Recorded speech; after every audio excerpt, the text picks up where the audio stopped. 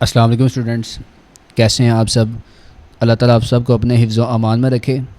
Previous lecture में हमने chapter number 14 उसकी थ्योरी को कंप्लीट किया था। आज बच्चों इसकी एक्सरसाइज फ़िनिश करेंगे। तो फर्स्ट देखें आप, MCQs हैं। तो फर्स्ट MCQ था इसमें, अबाउट 99% एटमॉस्फियर्स मास जो है वो कहाँ पर लाई कर रहा है। ऑप्शन है 30 किलोमीटर है, 35। ये नॉलेज बेस्ड क्वेश्चन है, तो आपने याद रखना है कि जो 99% एटमॉस्फियर्स मास है वो लाई करता है 30 किलोमीटर। तो इसका ऑप्शन ए हो जाएगा correct. Second one, depending upon temperature variations. Temperature के उतार चढ़ाव वेरिएशंस कहते हैं ज़्यादा या किसी चीज़ का कम होना। तो टेम्परेचर अगर ज़्यादा या कम हो रहा हो, depending upon temperature variations, atmosphere को हमने कितनी जो लेयर्स हैं उस पर डिवाइड किया हुआ है या रीजन्स में डिवाइड किया हुआ है। तो एटमॉस्फियर्स को बेसिकली आपकी बुक के अंदर 4 रीजन में डिवाइड किया है। तो यहाँ पे आप ऑप्शन डी को करेक्ट कर देंगे। Just above the earth surface. अब देखें, अर्थ से अगर हम अबव मूव करना शुरू करते हैं तो सबसे पहले लेयर कौन सी आती है। तो बच्चों 4 लेयर्स हैं ना, 4 रीजन्स है, 4 रीजन्स हैं या 4 लेयर्स हैं। सबसे पहले ट्रोपोस्फियर आती है, फिर स्ट्रेटोस्फियर आएगी, फिर मेसोस्फियर, फिर थर्मोस्फियर। तो सबसे पहली जो लेयर है वो आ जाएगी ट्रोपोस्फियर। तो आप ऑप्शन डी को करेक्ट कर लेते हैं। नेक्स्ट बच्चों, फोर्थ वन है, a group of gases that maintain temperature of atmosphere. कौन सी गैसेस हैं जो कि एटमॉस्फियर का टेम्परेचर जो है वो मेंटेन करती हैं। तो बच्चों याद रखना है आपने, कार्बन डाइऑक्साइड और वाटर वेपर गैसेस हैं जो कि एटमॉस्फियर का टेम्परेचर मेंटेन रखती हैं। तो correct option is A. The earth atmosphere is getting hotter. Earth का जो एटमॉस्फियर है या अर्थ का जो टेम्परेचर वो इंक्रीज़ कर रहा है, किसकी वजह से। तो बाहर हमने पढ़ा ग्लोबल वार्मिंग की वजह से। ग्लोबल वार्मिंग में क्या होता है, जो कार्बन डाइऑक्साइड की कंसनट्रेशन है वो ज़्यादा होती है। तो देखें option B is correct. Which one of the following is not a greenhouse effect. Which one of the followings is not a greenhouse effect. Greenhouse के हम इफ़ेक्ट्स हमने पढ़े थे, उसमें देखते हैं कौन सा ऐसा है जो ग्रीन हाउस का इफ़ेक्ट नहीं है। देखें, इंक्रीजिंग एटमॉस्फेरिक टेम्परेचर तो सारी बात रिस्पॉन्सिबल होती है। इंक्रीजिंग फूड चेंज, तो इंक्रीजिंग फूड चेंज नहीं है। ये देखें, इफ़ेक्ट्स की वजह से कोई चीज़ इंक्रीज़ नहीं होती, डिक्रीज़ कर रही होती है। देखें, फूड चेन यहाँ पे डिस्टर्ब होती है, यहाँ पे उसने लिखा है इंक्रीजिंग, तो ये उसका इफ़ेक्ट नहीं है। Normally rain water is weakly acidic. Clear, हमने पढ़ा था एसिड रेन वाले टॉपिक के अंदर। बिकॉज ऑफ, किसकी वजह से। उसमें हमने देखा था कि जो नॉर्मल रेन वाटर है वो वीकली एसिडिक होता है क्योंकि वो कार्बन डाइऑक्साइड की कंसनट्रेशन, कार्बन डाइऑक्साइड उसमें मिक्स होती है। ठीक है, तो करेक्ट ऑप्शन आ जाएगा बी। अब बच्चों क्वेश्चन नंबर 8 है इसका, buildings are being damage by acid rain. Acid rain के इफेक्ट्स में पढ़ा था कि वो डैमेज करती है बिल्डिंग्स को बिकॉज इट अटैक्स। अब उसके जो पॉइंट में से हमने पढ़ा था कि एसिड रेन डायरेक्टली अटैक करती है किसको, कैल्शियम कार्बोनेट को, जो कि प्रेजेंट होता है लाइमस्टोन्स में। ठीक है ना। इसके बाद question number 8, acid and affect the aquatic life. हाँ, ये भी पढ़ा था हमने उसके अंदर। बाय क्लॉगिंग फिश गिल्स को ब्लॉक करता है बिकॉज ऑफ किस तरीके से। आप देखें कि हैवी मेटल्स जैसे थे, एलुमिनियम था, मर्करी, लेड था, तो उसमें से रिस्पॉन्सिबल क्या होता था। अगर हायर कंसनट्रेशन एलुमिनियम मेटल्स की हो तो वो रिस्पॉन्सिबल होता है कि जो फ़िश के गिल्स हैं उसको वो क्लॉग कर देता है। इसके बाद 10 वाला है, ozone is beneficial for us. Ozone हमारे लिए बेनिफिट है। क्यों? क्योंकि ओजोन आपको पता है कि मैंने ग्लोबल वार्मिंग वाले या ग्रीन हाउस इफेक्ट वाले टॉपिक में पढ़ाया था। जो ओजोन है ना वो रिस्पॉन्सिबल होती है और वो बेनिफिट होती है क्योंकि वो अब्जॉर्ब करती है सन से जितनी भी अल्ट्रा वायलेट रेडिएशंस आ रही होती हैं उसको वो अपने अंदर अब्जॉर्ब करती है। तो ऑप्शन बी इज़ करेक्ट। इसके बाद which of one of the following is not an air pollutant. कौन सा इनमें से है जो कि एयर पोल्यूटेंट नहीं है। तो नाइट्रोजन गैस होगी, नाइट्रोजन कह लेते हैं। Option A, iron and steel structures are damaged by, किसकी वजह से, इन सारों में से। तो बच्चों ये आपने नॉलेज बेस्ड क्वेश्चन है, इसको याद रखना है, सल्फर डाइऑक्साइड की वजह से। इंफ्रारेड रेडिएशंस जो कि अर्थ एमिट करता है आर अब्जॉर्ब्ड बाय। तो इंफ्रारेड रेडिएशन जो अर्थ एमिट करता है वो कौन सी गैसें हैं जो इसको अब्जॉर्ब करती हैं। तो आपने कहेंगे carbon dioxide and water. Global warming cause rising of sea level. ठीक है, the cause of global warming is. अब देखें ग्लोबल वार्मिंग जो है वो हमें पता है कि इंक्रीज़ इसमें कंसनट्रेशन होती है, कार्बन डाइऑक्साइड की कंसनट्रेशन इंक्रीज़ होने की वजह से, तो इसमें गैस आएगी कार्बन डाइऑक्साइड गैस। इस बार 15 which gas protect the earth surface from ultraviolet radiations. Ultraviolet radiations जो कि सन से आ रही होती हैं वो अब्जॉर्ब करती हैं ओजोन, तो इधर लिखते हैं हम ozone. Option D is correct.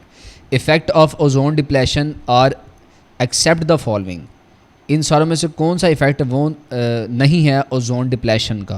तो देखें, इंक्रीज़ इन्फेक्शियस डिसीज़, ये हमने पढ़ा था ओजोन के इफ़ेक्ट्स में, ये भी है। Can cause skin cancer, first one, ये भी पढ़ा था हमने। कैन कॉज क्लाइमेट चेंज, ये भी उसका इफ़ेक्ट था, ये इसका इफ़ेक्ट नहीं था। डिक्रीज़ ज़रूर करती है, वो इंक्रीज़ नहीं करती क्रॉप्स की प्रोडक्शन को। विच one of these pollutant is not found in car exhaust fumes. Car exhaust fume में से इन तीनों में से, इन चारों में से कौन सा पोल्यूटेंट जो है वो इन्वॉल्व नहीं होता? तो ozone, O3। The process by which atmospheric nitrogen is turned into nitrates in the soil is called. बच्चों इसे हम कहते हैं फिक्सिंग, इस प्रोसेस को फिक्सिंग का नाम देते हैं। इसके बाद global warming is caused by, global warming किस वजह से होती है? देखें, कार्बन डाइऑक्साइड की कंसनट्रेशन ज़्यादा होने की वजह से। कार्बन डाइऑक्साइड जो है ये एनवेल्प के तौर पर काम करती है, ठीक है, और ये जितनी भी सन से रेडिएशन आती हैं उसको अब्जॉर्ब करना शुरू कर देती है, लेकिन जो अर्थ एमिट करता है इंफ्रारेड रेडिएशंस उसको वो बाहर जाने देती, जिसकी वजह से अर्थ का टेम्परेचर इंक्रीज़ करना शुरू होता है और ग्लोबल वार्मिंग कॉज होती है। तो इसमें करेक्ट ऑप्शन आएगा absorption of infrared radiations emitted by the earth surface, option A, ठीक है। इसके बाद लास्ट है 20 वाला। Carbon monoxide is harmful to us because it paralyses the lungs, it damage the lung tissues, it reduces oxygen carrying ability of haemoglobin. बच्चों ये भी हमने पढ़ा था टॉपिक में कार्बन मोनोऑक्साइड वाले। तो बच्चों ये MCQs के बाद अब शुरू करते हैं short answer questions. First one देखें, explain the phenomena of decreasing temperature in troposphere. तो बच्चों आपने इसके लिए पेज 120 मेंशन कर लें। पेज 120 के ऊपर, पेज 120 पे शॉर्ट क्वेश्चन नंबर 1 है, यहाँ से मार्क करना शुरू करें और यहाँ तक इसको एंड करें। इसके बाद क्वेश्चन नंबर 2 है, पेज 122 के ऊपर इस पर आपने मार्क करना है। पेज 122 ओपन करते हैं अब। 122 के ऊपर ये शॉर्ट क्वेश्चन नंबर 3 आएगा, प्राइमरी एंड सेकेंडरी पोल्यूटेंट के अंदर डिफरेंशिएट। इसी पेज के ऊपर आप शॉर्ट क्वेश्चन नंबर 3 मेंशन करेंगे, ऑक्साइड्स ऑफ कार्बन, पेज 122 के ऊपर ही। Short question number 4, carbon dioxide is responsible for heating up temperature, page 119। बच्चों पेज 119 के ऊपर आप इसको मार्क करेंगे और ये आपको लिखना पड़ना, खुद राइट करना पड़ना है। Carbon dioxide is a green house gas in atmosphere. It acts like a glass wall of greenhouse. It absorbs infrared radiations and allow visible light to pass through it, so it absorbs most of outgoing radiations which result in heating of atmosphere. इसके बाद fifth one है, page 124 पे इसको आप mark करेंगे। Page 124 open करें अब आप। तो बच्चों ये शॉर्ट क्वेश्चन नंबर 5 है, आप यहाँ से मार्क करेंगे कार्बन मोनोऑक्साइड, यहाँ से लेकर पहले आप यहाँ तक लिख लेंगे, फिर इफ़ इनहेल्ड से लेकर यहाँ तक, तो ये short question number 5 cover up हो जाएगा। इसके बाद शॉर्ट क्वेश्चन नंबर 6 पेज 125 पे मार्क करें आप इसको। पेज 125 के ऊपर इफ़ेक्ट्स ऑफ SO2, ये शॉर्ट क्वेश्चन नंबर 6 होगा। इसके बाद short question number 7, which air pollutant is produced on aerobic decomposition of organic matter. तो बच्चों इसका आंसर है methane is an air pollutant.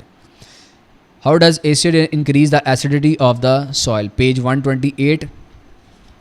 Page 128 देखें, यहाँ पर आपने इस क्वेश्चन को राइट करना है।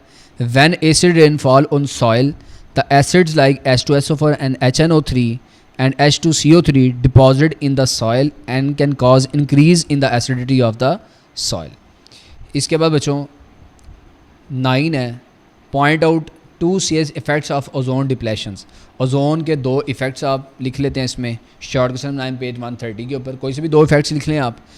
शॉर्ट क्वेश्चन नंबर 10 है, how is ozone layer formed in stratosphere. तो पेज 129 इसके लिए आप ओपन करेंगे तो यहाँ पर इस टॉपिक को जब मैंने आपको पढ़ाया तो मैंने आपको निशान लगवाया था शॉर्ट क्वेश्चन नंबर 10 का, यहाँ से लेकर आप यहाँ तक इसको मार्क कर लेंगे।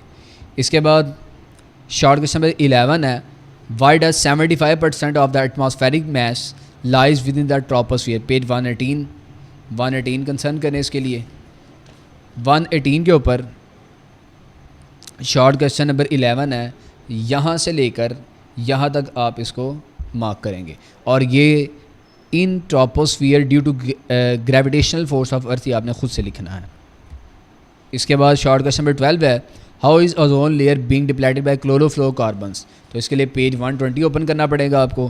पेज 120 ओपन करें, वो जो शॉर्ट क्वेश्चन नंबर 10 है, यहाँ से लेकर यहाँ तक आपने इसको मार्क कर लेना है। तो शॉर्ट क्वेश्चन कंप्लीट हो चुके हैं, अब लॉन्ग क्वेश्चन की तरफ चलते हैं। First long question, right on the significance of atmospheric gases. वो जो इसके लिए आप पेज ओपन करेंगे, पेज नंबर 118। पेज नंबर 118 में आप लोगों को यहाँ से लेकर यहाँ तक लिखेंगे पहले। इसके बाद पेज आप ओपन करेंगे 120 में आप ट्रोपोस्फियर वाला पूरा का पूरा टॉपिक लिख देंगे। ठीक है जी, इस पे पेज 118 और 120 मेंशन कर लें। इसके बाद लॉन्ग क्वेश्चन नंबर 2, पेज 120 पे ट्रोपोस्फियर आप पूरा लिख देंगे। इसके बाद लॉन्ग क्वेश्चन नंबर 3 है, पेज 120 और 121 पे मार्क करें आप इसको।